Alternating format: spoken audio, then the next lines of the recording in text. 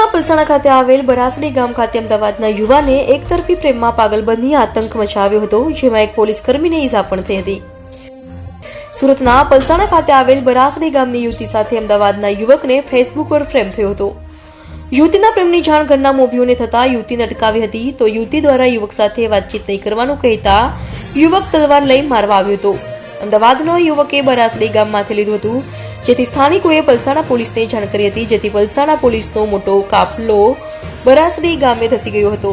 યુવક હાથમાં તલવાર અને પથ્થર લઈ પોલીસની સામે થયો હતો, તો પોલીસ દ્વારા યુવક પાસેથી તલવાર લેવા જતા પોલીસ પર હુમલો કર્યો હતો, જેથી ઈજાગ્રસ્ત પોલીસ કર્મીને સરદાર હોસ્પિટલ ખાતે ખસેડાયો હતો. ભારે જહેમત બાદ પોલીસે યુવકને પકડ્યો હતો. યુવક પાસેથી પોલીસે તલવાર અને પથ્થર છોડાવ્યો હતો, ત્યારબાદ યુવકને પલસાણા પોલીસ સ્ટેશન લઈ જવાયો હતો.